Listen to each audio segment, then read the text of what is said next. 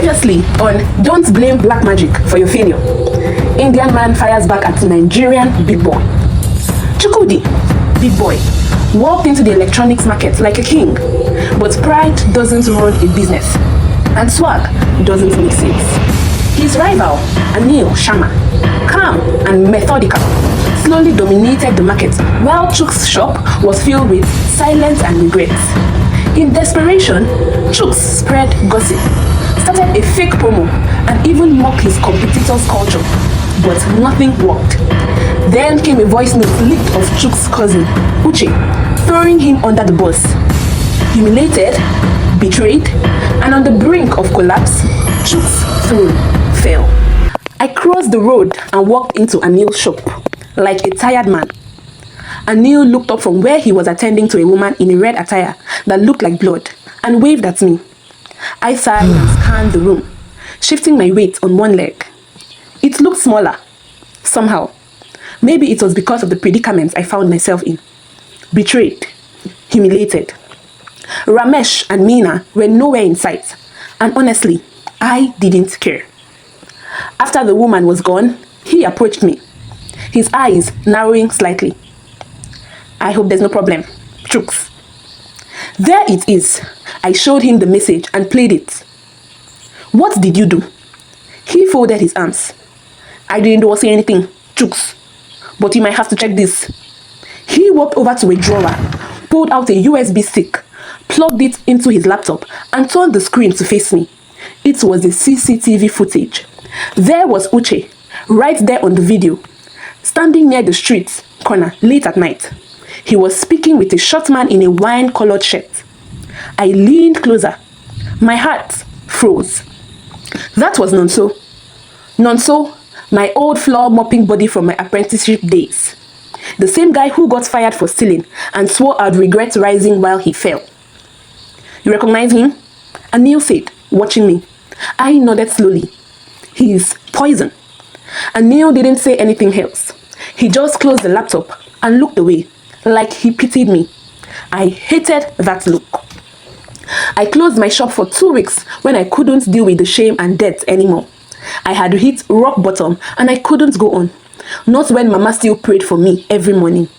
I sold my gold chains, some of my abadas to scrap money for the shop rent, in addition to the money Mama had raised. During those times, no one reached out except Anil, who inquired if I was still alive.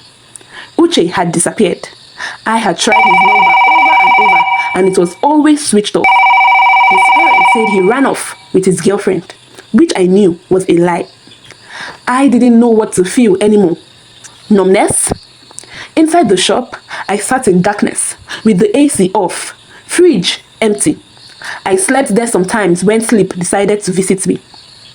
Then one morning, my phone rang. It was Uncle Udenna. Chukudi. His voice snapped over the line like a whip. You have disgraced our bloodline. Your mates are building houses, expanding shops.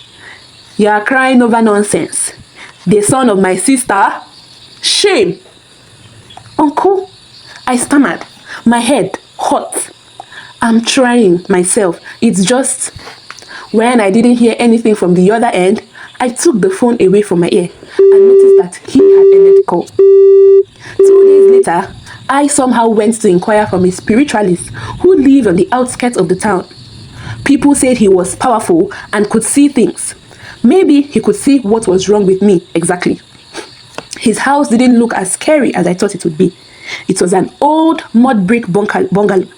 The compound was clean with the mark of broomsticks. Banana trees with red cloth hung on each of them, lined one side. I shivered slightly as I passed them. He was seated on a mat in the veranda, glasses perched on his nose. He examined my palm, lit a stick of something smoky, and sprinkled water on the ground. Then he leaned forward. Your problem is not spiritual, my son, he said, shaking his head. It's economic illiteracy. You have to try humility. I stared at him. Excuse me? You heard me, son. I can't help you. Just be humble. Then he shouted, adjusting his white wrapper over his bare chest. Next! So I did the unthinkable again. What's one more? I muttered as I crossed the road to Anil's. I met his father outside, his eyes closed like he was in a meditation. I entered the shop, careful not to wake him, and cleared my throat. Anil looked up. I need help, I said quickly, before something held those words back. Help me. He sighed and closed his notebook, then gestured for me to have a seat. None of us said anything for a while. And surprisingly, it felt comfortable. He linked his hands together and made a cracking noise. You know, I understand you, Chooks, despite the way you behaved most of the time. I looked at him, unsure. Because I used to be you. After Papa finally got accepted to sell here in Port Harcourt, I thought I could go the harder way. Be too sharp and flashy, not caring what others want or think. But he paused and rubbed the hand over his braids. Papa rescued me. He saved me before it was too late. I leant under him and soon took over the shop, while he remained a vice overseer. He chuckled. You know what used to bring me back? I shook my head. That boy from Port Harcourt, the one who fed and hid us, the one who shared all he had with us. Even though I was much younger than you now, I still see my old self in you. That's why I didn't destroy you or fight back. I know what pride can do. It eats one from the inside, with nothing left to fall back on. I swallowed. Do I have anything to fall back on? I thought. I voiced out, my voice a little dry. What do I do now? He smiled and shifted in his seat. We build together. Chooks. Tech Africa Maths. That was what we named it, after deliberating for a month. It was a joint venture of affordable electronics with warranty and repairs. We brainstormed like madmen, drew logos on whiteboards. With Mina's help, of course. She was like the most tech-savvy person among us. She also designed our website, while I made the market calls. And for the first time in a long while, I felt alive and happy. I didn't need Abada anymore. I didn't need to rain Naira to feel important. I was really working. But an obstacle appeared again. The flyers were printed. The space beside his was ready for the grand launch, when a letter arrived in white envelope with the market seal, signed by the market chairman. You have been reported for engaging in joint business with a foreigner against market ethics and bylaws. Kindly appear before the disciplinary council on Monday or risk suspension. My hands trembled and the letter fell. Across the shop, Anil looked up from his laptop and mouthed, "Good news?" with his arms waving at me happily. I bent and handed the letter to him. Fire on the mountains. The market square was buzzed with voices, but chatter died mid-word. Yam sellers paused their haggling as I walked through the crowd towards the council hut. Mama Ifeoma was already seated, tying her usual sky blue gele that perched like a crown. A part of me wanted to hide behind her wrapper, the way I used to do as a boy, but there was no hiding now. The council hut was simple: cement floor, 4 plastic chairs at the front of the elders, and 1 wooden stool for the accused, who was me. I stood and waited for the elders to bid me sit. Before I did, the market chairman, Chief Onwuka, cleared his throat. His face was dry like a toast. "Chukwudi Nnamdi," he began, "you violated the sacred market law that forbids unauthorized partnership with non-indigents. Speak now, or face the elders' judgment." I lifted my head and looked around the crowd. There were some familiar traders I had known since childhood, those who chaired me on loading trucks for my uncles, but they looked away as soon as our gaze met. My name has been dragged, mocked, and nearly broken in this market. I did not come here today to beg for pity or to insult anyone's legacy, but I will say this: Anil Sharma is not my competition. Their mouths opened wide, surprised. They had expected me to grovel at their feet and beg. I would have, but Anil would have been pushed aside with the same culture response. I continued, despite my heart pounding. He is my partner, elders.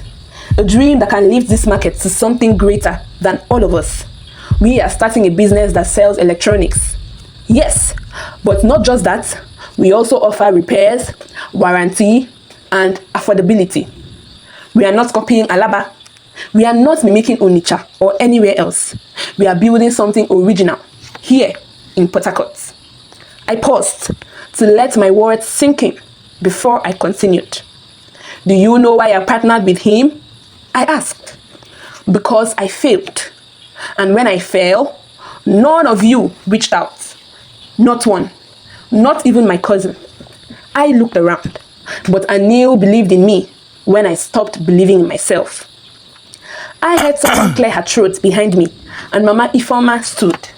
She walked closely to the front, then turned to face the crowd.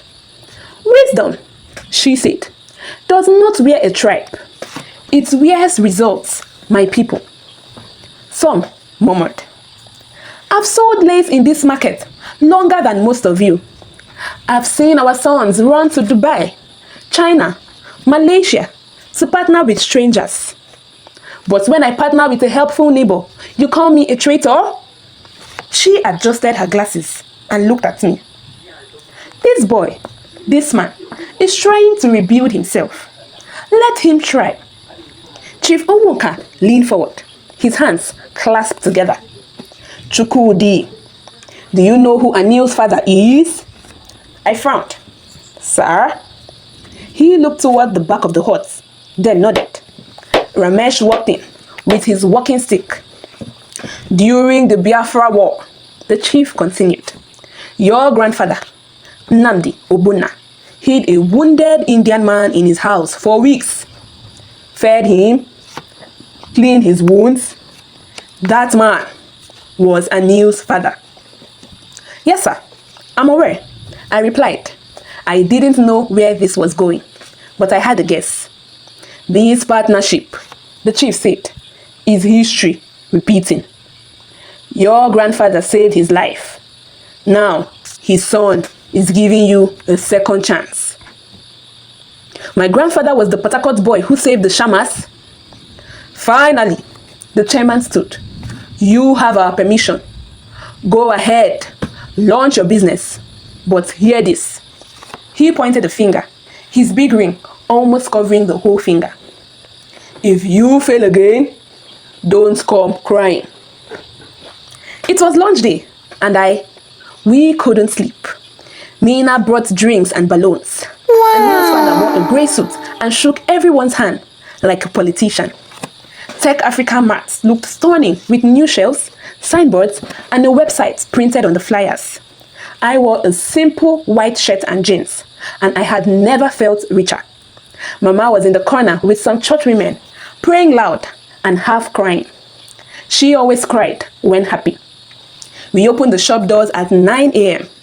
People walked in, then more people. This time, real customers. I smiled as I sipped on a can of Coca-Cola drink. Suddenly, someone ran in from the back. There's smoke! My heart froze. We all rushed out. The party forgotten. Fire! Fire! Anil ran to the water drum while I froze. Then I saw it.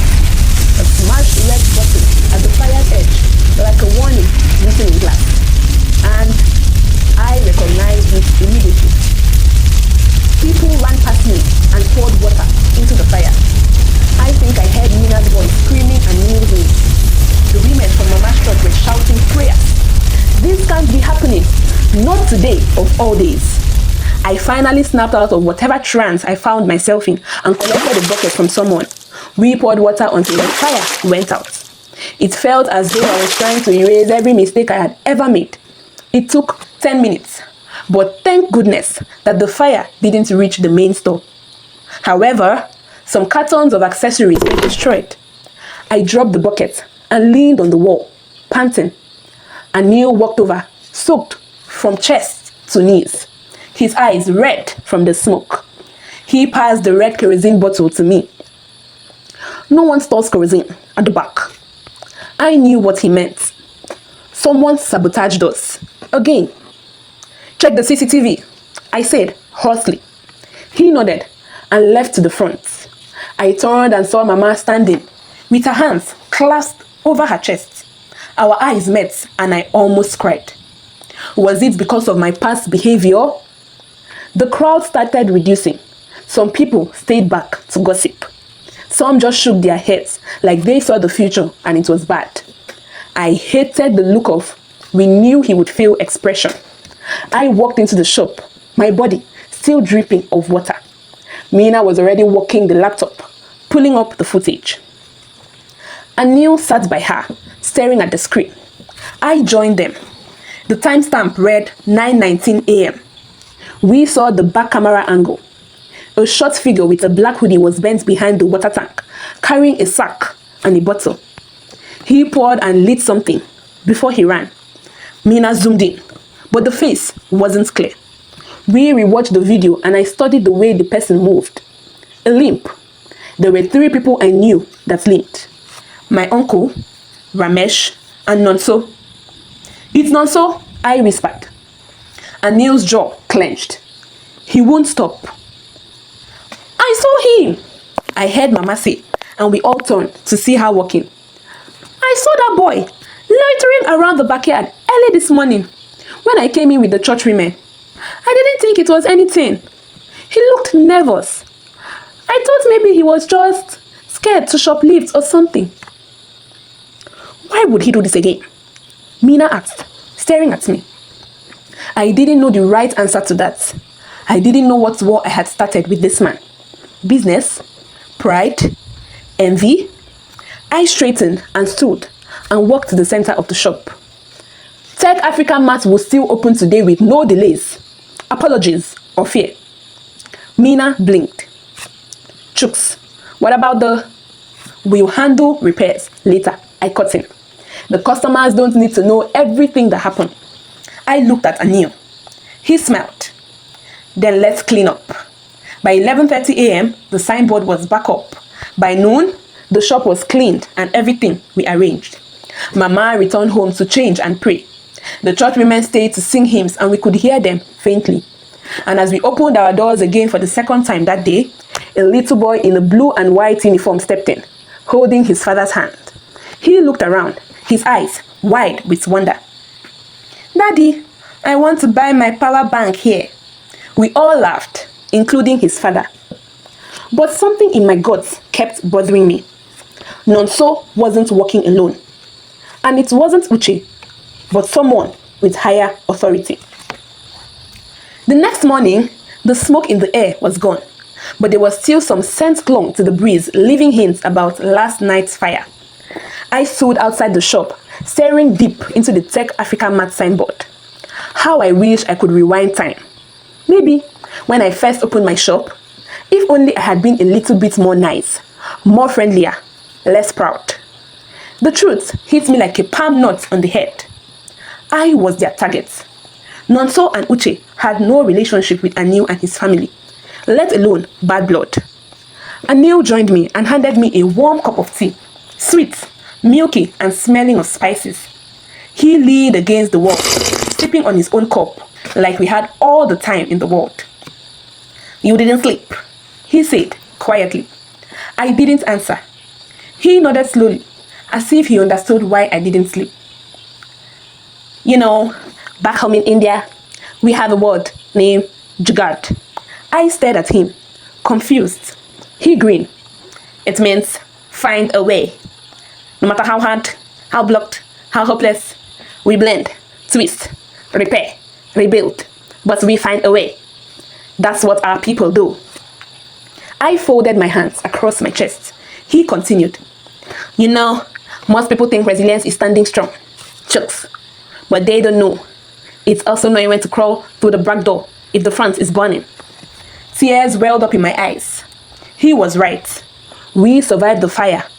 Shame. I nodded and moved closer to him. "Then, let's find that way." It started with a visit to the printing shop near the cathedral. The owner, Mr. Yemi, had helped us with our first batch of flyers. "You again? Hope there is no more fire." I smiled. "No, but I need to ask you something." He scratched his bearded chin, looking relieved. Ask, what is it? I showed him the crumpled flyer. Did other customers print these or ask about our designs? My voice came out sharper than I meant. He frowned. Funny you asked that. One dark short guy came. He asked me for a template. He claimed he was from the Markets Council and needed to verify compliance of your branding. My heart dropped. Did he say his name? How did he walk? He was limping. He tilted his head and thought for a second. I think his name is Nonso, and he was with another young man who looked like he had plenty of money. That was definitely Uche. Without doubt, I thanked him and left. Back at the shop, I paced like my body was on fire. Maybe it was. Why burn the shop? Why destroy someone who has already been destroyed by his own pride? And most importantly, what did Nonso and Uche stand to gain? I sat and pulled out my phone. I scrolled through my messages and screenshots, looking for clues, anything. Mina walked in with her laptop. I think you need to see this. She said it was an email trail. One of the emails was from the market chairman's official address sent to the council aide with header, proposal, non-native branch management. My stomach dropped as I scanned. Inside were future shop owners who were listed in black and white. There, Uche's name and Nonso's. Anil came over and read it. They were promised branches, money, power. I clenched my fist. But why? Why would Chairman Nnamdi stoop that low? Mina swallowed and opened another document in a new tab. Because Tech Africa Mart is sitting on what he wants. This place is supposed to be his new showroom for imported appliances. He was already using insider boys to threaten tenants nearby. Oh wow, it made sense now. The chairman had orchestrated everything. Uche, my own blood, was the first tool he used first to bring me down. Then Nonso was the final tool to bring every one of us down. Apart from Anil, Chief Nnamdi and I, who were into electronics, there was no one else in Diobo who sold electronics. The others sold essentials. Fish products were very famous here. The chairman, the same Chairman Nnamdi I once called Oga, my boss, the same man who taught me how to balance my ledger in 2012, under that broken ceiling fan in his old shop. I should have known when I heard he went to patronize Anil. Anil sat down and whispered, "They probably thought you'd go into a shell. They didn't know you would rise up again and rebuild. So, they were literally warning you." Us, Mina added. "He came to your shop once. Anil, are you aware?" Anil avoided my eyes for a second before he met them back. Then, he said, he ran out of electric fans and needed to get 3 for his customers. I remember wondering why he didn't send any of his boys. Hot anger and cold sadness twisted together in my chest. Before I knew it, I stood up abruptly. "What are you going to do?" Mina asked. I slid my hands into my pockets. "We find our way." I looked at Anil. "Jugad, right?" He smiled and nodded. "Yes, now we hit back, but with the help of your father." "I have friends in Oka who are good traders," Ramesh replied when we explained everything to him. He had been staying more at home lately with the excuse that he needed to rest and farm. "Well, I kind of managed to pull out some records, and you won't believe what I found," Mina said, entering the sitting room. She took a seat opposite us. "Fake import documents his boys have filled under those companies. Then, it's not only about our business, but the system at large." "And I was part of that system for 7 years," I muttered under my breath. Ramesh took my hands into his. "You'll do better now, son." I was about to reply, maybe say something sentimental and foolish, when someone knocked on the door. I stood quickly to open it, and who I saw at the door took my breath away. Uche. "Sir Chugs," he started. His hair was uncombed and looked almost dreadlocks. He dropped to his knees. "I'm sorry, bro. I'm sorry," he cried. "I didn't know it would go this far, I swear." Shut me up, I said, a little bit too calm. You sold me out to my former boss. All for what? Money? He looked up. He said he would give me a shop, the new branch. You were enjoying life while I was just there. I wanted to own my life too. He continued. He found out about my loan. That was why I took off for some days. I didn't totally lie. Papa was sick, but my girl was also pregnant. He said if I did it, I'll get even more than what you have. Good thing you didn't, I said. No, he whispered. He threw me aside after the fire. I came to bed because I've lost everything. But I also came to help. I know things, secrets, even the names of the girls he sends money to from market funds. He hesitated. Even... What? He looked at me. Even Nkechi, your ex. She's been seeing him. They mock you, bro. I heard her once call you that small boy with big dreams. And she's the big girl with a small dream, I retorted. Then I laughed so hard that tears welled up in my eyes again. I walked past him into the sitting room, leaving the door wide open for him to come in. Get your files, I said to Mina. Anil, call your lawyer friend. I looked at Uche. You work for me now. He blinked. What? You want forgiveness, boy? Then you have to earn it. Mina compiled a report that looked like something from Economic and Financial Crimes Commission, EFCC headquarters. The commission charged with the responsibility of enforcing all economic and financial crime laws in Nigeria. Uche wrote a statement and included everything: bank transfers, direct messages, even Chairman Nnamdi's private rendezvous with market funds and with Nkechi. At one point, I just sat there, staring at the photos. The man who taught me how to add my own profits with price tags, and the girl I once thought I'd marry, both naked, in truth. And Neil placed a hand on my shoulder. Chooks, we are not exposing him for revenge. It's for change. I breathed in heavily, but I wasn't sure which one I wanted more. Maybe both, or peace in every aspect of my life and those around me. We submitted the report to the Council of Traders, not the market board, because elders are always slow, but their judgment is final. The truth scattered across the Yoruba town like bad news does. Nnamdi was summoned and stripped. And while he wasn't arrested yet, his kingship reign ended that day. They offered his vacant post to another elder from Aba. Nkechi called me several times and I didn't speak up. When it got too much, I sent her a voice note. I've moved on, but I thank you because I'm not the boy you used to know. Now I can truly grow. So we reopened Tech Africa Mats and customers walked in. Don't get me wrong, we still weren't perfect, but we were standing in truth.